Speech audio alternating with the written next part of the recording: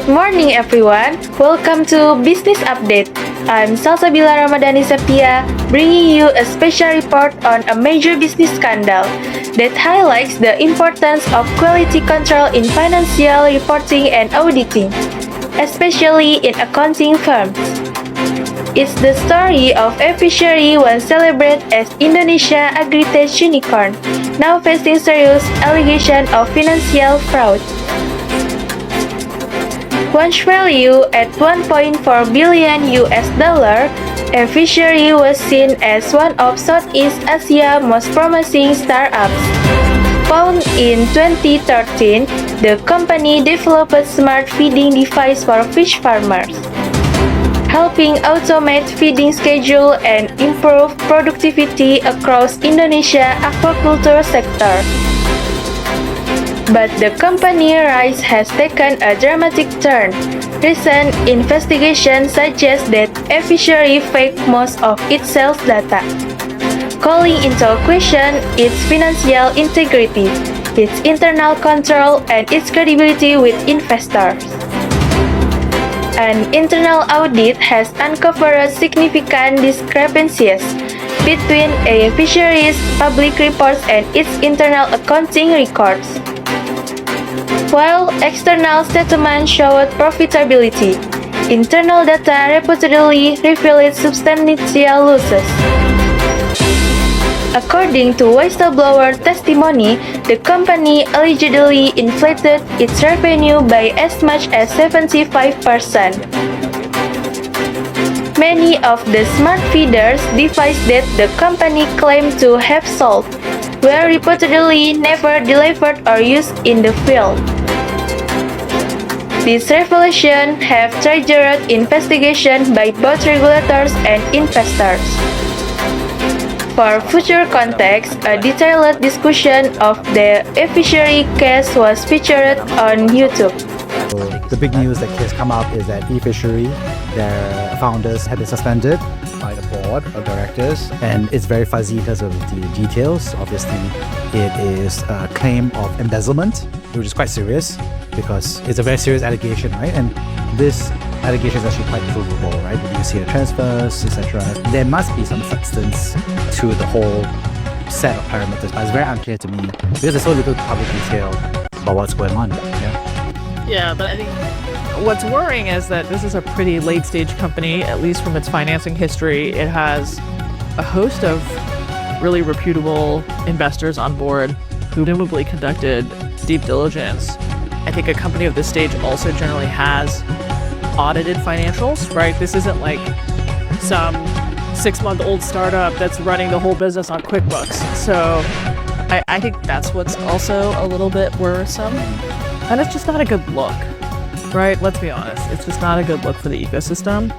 And yeah, I'm gonna get disappointed. Inspired so many Indonesian agri-tech companies to be founders, but also created a lot of interest amongst investors who suddenly are investing in agri-tech deals. And it's like eFishery for chicken, eFishery for rice, eFishery. There's a lot of companies that have existed, but the core thesis is what is the full stack end-to-end of the whole supply chain from the start, from inputs to farming, productivity to outputs to trading. How can we manage that in a more controlled fashion? What do you think about that original thesis for the Indonesia market? Everything can make sense at the right price. I think all the things that you said in the original thesis, like, oh, we could make farmers more productive. Wouldn't that be great? And shouldn't we be rewarded for a piece of that?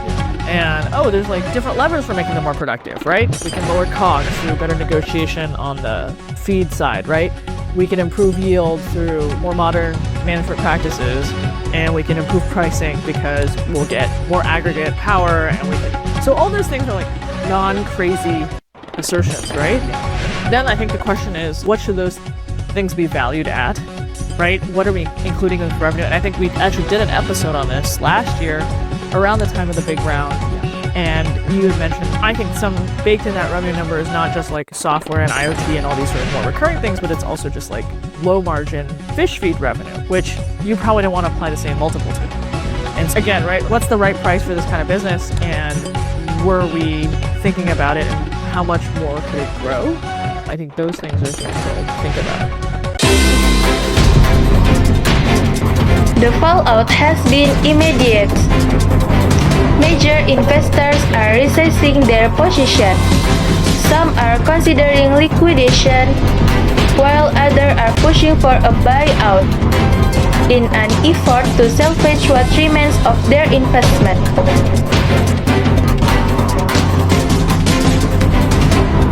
For Indonesia's startup ecosystem, this scandal is more than just a business story.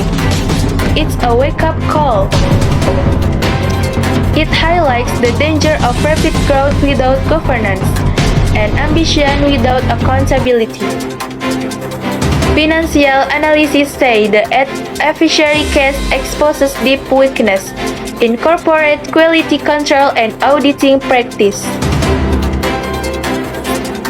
In fact, growing companies' pressure to impress investors can lead to inflated results and unethical reporting. Experts remind us that strong quality control in accounting means more than just a accurate number. It means honesty, transparency, and ethical verification at every level of the organization.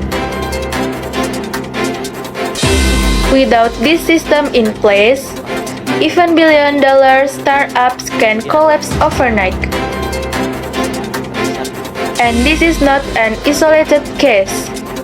Around the world, similar scandals have emerged, including Japan's naked accounting probe in 2025, and multiple cases among global tech startups. These incidents reveal that the challenge of maintaining financial integrity remains universal across industry, across borders. For accounting firms, this means adopting stronger internal audits, enhancing transparency, and ensuring regulatory oversight is not just procedural, but proactive. To sum up, the Fishery scandal is more than a story of numbers. It's a story of trust, governance, and accountability. When financial reporting fails, confidence collapses, and that loss of trust can be far more damaging than any financial loss. So for business leaders, accountants, and investors alike, this case is a powerful reminder that growth without ethics is unsustainable. I'm Salsabila Ramadhani Sepia, and this has been Business News Update. Thank you for watching. Stay tuned for more updates on this and other stories shaping global business.